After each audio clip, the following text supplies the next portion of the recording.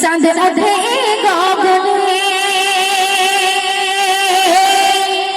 ফুল ফোটে কাননে, চাঁদ ওঠে গগনে, চাঁদ ওঠে গগনে, ফুল ফোটে কাননে, দেখছে আমিনা কি দারুণ দর্শনা, কে এলো মায়া মিনার ঘরে, কে এলো মায়া মিনার ঘরে, কে এলো মায়া মিনার ঘরে।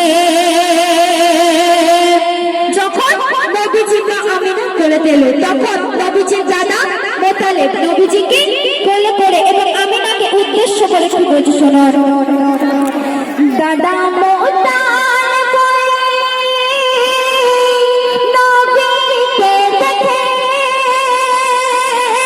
নবীকে কোলে নেয় আর বলতে থাকে, নবীকে কোলে নেয় আর বলতে থাকে, কি বলে দেখি আমিনা কি এমন সাধনা, বল দেখি আমিনা কি এমন সাধনা, করেছিস দুনিয়ায় আলো দেয় কোল জুড়ে, কে এলো মায়া মিনার ঘরে, কে এলো মায়া মিনার ঘরে, ফুল ফোটে কাননে।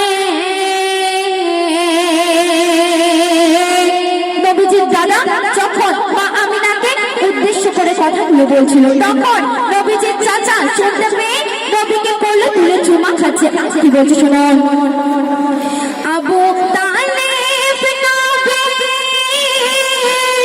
ওই কাছে এসে দুগালে চুমা খায় আর বলতে থাকে, দুগালে চুমা খায় কত ভালোবেসে, কি বলে আই তোরা দেখে যা এত রূপ ভাতি যা, আই তোরা দেখে যা এত রূপ ভাতি যা, আজ থেকে তোর পিতা হয়েছি আমি রে, কে এলো মায়া মিনার ঘরে, কে এলো মায়া মিনার ঘরে, ফুল ফোটে কাননে। অতি সুন্দর কথা, মূল্যবান কথায় কবি কি লিখছে শোনো। এমন ছেলে আর কোথায় পাবে, আমিনা যতনে তোর বুকে রাখবে, আমিনা যতনে তোর বুকে রাখবে, যখন আসবে মনে গো দেখব তো সোনামো, যখন আসবে মনে গো দেখব তো সোনামো, মনের যন্ত্রণা সব যাবে মুছে, কে এলো মায়া মিনার ঘরে, কে এলো মায়া মিনার ঘরে, ফুল ফোটে কাননে। শেষ কথা কবি কি লিখছে শোনো। এত সুন্দর ছিল মোর দয়ার নবী,